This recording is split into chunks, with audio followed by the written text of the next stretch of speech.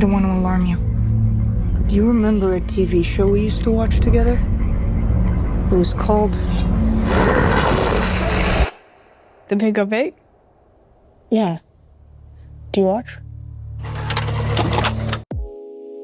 2 blocks away from me, as I'm typing out this clunky script, my apartment complex's pool is absolutely popping. Music blasting, splashing, screaming kids, hotties, fat guys, skinny guys, thotties, fat girls, skinny girls, quadriplegics, probably. And yet I have absolutely zero interest in going to that fucking pool. I hate it.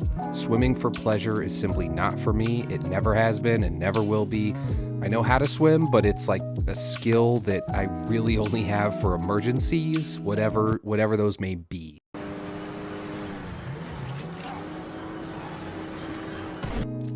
So why, oh why, every time I drive past this pool full of people laughing and drinking and tanning, do I get this weird little pang of jealousy, like 6 layers deep in the back of my head? I don't want to be there. I actively don't. Like, seriously, I don't want to be there. It's hot. I get sunburnt really easily, but why don't I really? Like, if I were hotter, would I enjoy the pool? If I weren't so pale, would I have fun? The point is, I saw the TV glow as entirely about feeling unsure about who you are, and how you are, and why you are, and what other yous do you have lurking inside of you, and which one is closest to representing your true self.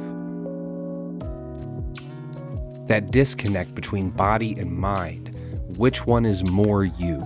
It's a movie about identity and the torture one can feel when they lose the thread of what that identity truly is. And what's even more torturing is knowing this problem is happening entirely inside your own private mind. How the world just keeps moving on. It goes on, and truly, at the end of the day, it doesn't give a shit about what identity crisis you happen to be going through at any given moment, and that's your cross to bear only. So you walk around with this existential crisis just weighing on your mind all the time, and no one can do anything except listen. But at the end of the day, it's still your life, and it's your choices, and it's your mode of thinking that you have to be in. And, you know, while I Saw the TV Glow is made with a very clear intention from the director to be a trans allegory, and those themes are very prevalent and obvious and not on the nose, but clearly are there, the themes of dissociation and obsession with the few artifacts of media that actually meant something to you growing up, and why did they affect you so much, those are really the main themes of the film as well, if we want to look more on the surface of what's happening narratively. But I don't want to get too caught up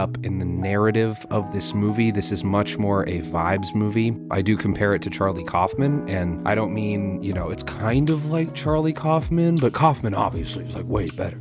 No, this is like Gen Z level Kaufman. Do you ever get that feeling where you're really pissed and upset when you recommend a show or a movie to someone, and they either hate it, or what's way worse, they're all lukewarm about it, or like you never even really hear what they thought about it anyway because they barely give their attention and they have nothing to say about it? I have never had a film address that aloof, abstract pain that comes with just being kind of a fucking nerd. The kind of someone who puts a lot of care and attention and stake into the art that speaks to them the most, because people aren't connecting with them. People aren't speaking to them on the level that these works of art have. Now, can that develop into like parasocial relationships and things like that? Yes, in a way, if you're in that celebrity lane of thinking, but when you're just looking at the art and how these things are speaking to you, like Where the Wild Things Are, Spike Jonze movie, delivers the same feeling that this one does. Bo Burnham's Inside had the same feeling that this one does. Those are really the only two things aside from Synecdoche, New York. I'm thinking of Ending Things. Videodrome is a clear influence here, even with some of the imagery of Justice Smith's head, you know, in the TV, which a lot of this just left me gobsmacked. A lot of this movie just blew me away. A lot of those people that are just nerds like me, and probably you and a million other people with or without a platform to endlessly pontificate and explain their opinion as if it matters. But you know what? I think it does matter. I think if someone can hear a review of something that touched them deeply and it touched the person reviewing it as well, you do feel seen and you feel connected, even if you never meet that person or anything. You just get to hold it yourself, much like those existential weights that you carry around privately. When you see something like I Saw the TV Glow or like Synecdoche, New York, it taps into something in your brain that makes you feel seen about this thing that you've never, ever, ever been able to articulate. And much like their influences, I think Joan Schoenberg is interested in the feeling, not so much the details of the plot. She presents all of these images to you, images so striking and vivid and touching and cerebral and haunting and strange. And they ask you to think about the way those images made you feel. That's what I Saw the TV Glow is. If you're on its wavelength, I think it'll legitimately change your life, or could for the better. It's David Lynch with empathy. It's Cronenberg with humanity. It's Gen Z Charlie Kaufman. Just a couple extra things here. The soundtrack is incredible.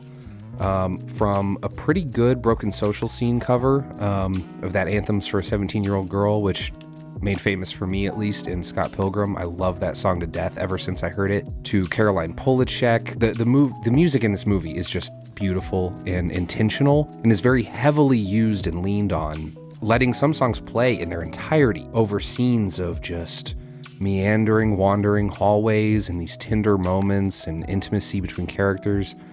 And also, Connor fucking O'Malley is in this movie. Are you kidding me? I'm mad at you. What? I'm mad at you! You're not following me on Instagram! Oh, yeah. I didn't know you were on there. 10 out of 10. It's a 10 out of 10. It's a 5-star movie. It's the only 5-star movie you need. I won't stop thinking about this movie for a long time. It also gives, I think, genuinely a lot of hope to people who aren't quite sure who they are yet. Not because the movie itself is hopeful. Trust me, it is not. It ends incredibly bleak, but because the movie is so damn good at articulating these heavy existential problems that we all have, and by articulating those awful feelings, I Saw the TV Glow doesn't offer you a solution, but it at least attempts to help you carry the weight that perhaps you've been carrying around alone, and will truly have you feeling heard and seen, and everything in between. 5 stars, go see it. Bye. Way on the other side of a television screen.